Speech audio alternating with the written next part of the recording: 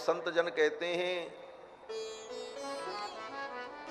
कि श्री रामावतार में सबसे मधुर और सबसे रसिक अगर कोई चरित्र है तो राम जी के विवाह का चरित्र है, राम जी के विवाह की कथा है। और संत जन तो यहां तक कहते हैं कि राम जी का अवतार ही विवाह लीला के लिए हुआ।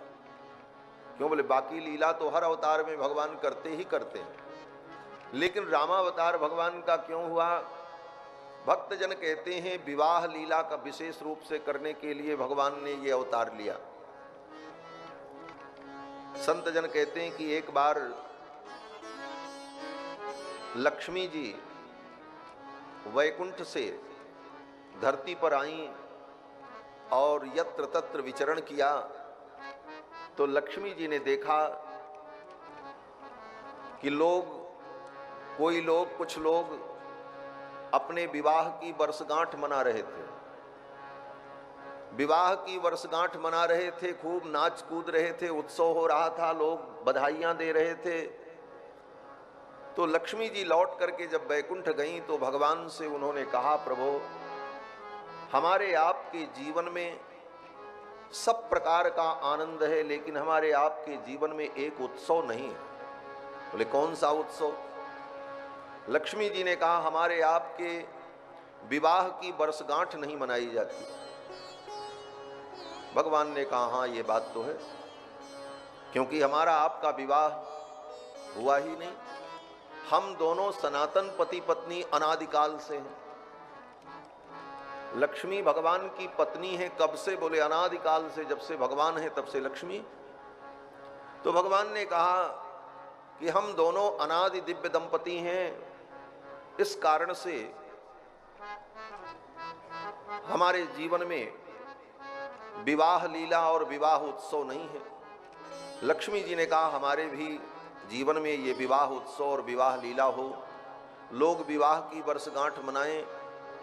तो भगवान ने कहा इसका उपाय ये है कि ये लीला वैकुंठ में नहीं होगी, इसके लिए तो धरती पर चलना पड़ेगा। आप भी चलो और मैं भी चलूं, मैं कहीं जन्म लूं और आप कहीं जन्म लो, अवतार लो, फिर हम दोनों का जब विवाह होगा तो फिर आने वाली पीढ़ियां और भक्त लोग प्रतिवर्ष हमारे विवाह की वर्षगांठ मनाएंगे और हमारे भी विवाह की वर्षगांठ संसार में मनाई जाने लगेगी। लक्ष्मी जी ने कहा हाँ ये उपाय तो ठीक है। तो कहां चल करके हम लोग अवतार लें? भगवान ने कहा मैंने तो तय कर लिया है। कहां तय कर लिया? भगवान ने कहा हम तो अयोध्या के राजा दशरथ के पुत्र बनेंगे और अवतार लेंगे। अब आप तय करो कि आपको कहां अवतार लेना है। लक्ष्मी जी ने कहा तो मैं भी मिथिला के राजा महाराज जनक जो परम धर्मात्मा हैं, उनके कुल में बेटी बनकर के अवतरित होंगी और भगवती महालक्ष्मी जनक जी के यहाँ सीता बनकर के आई। वही सीता है। राघवत्वे भवत सीता रुक्मिणी कृष्ण जन्मनी अन्येष्वतारेषु विष्णुरेशान पायिनी देवत्वे देवदेहेयम मनुष्यत्वे च मानुषी। भगवती महालक्ष्मी ही रामावतार में सीता जी के रूप में प्रकट होती हैं और वही राम जी जब कृष्ण बन जाते हैं द्वापर में, तो महालक्ष्मी जो है वो रुक्मिणी बनकर के प्रकट होती है।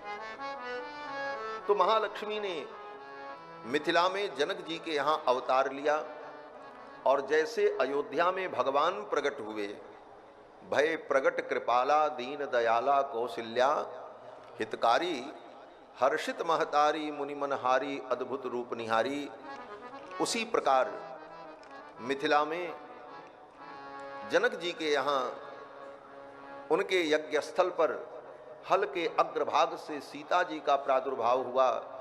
उनकी भी स्तुति ऐसे ही की जाती है, भई प्रगट कुमारी भूमि बिदारी।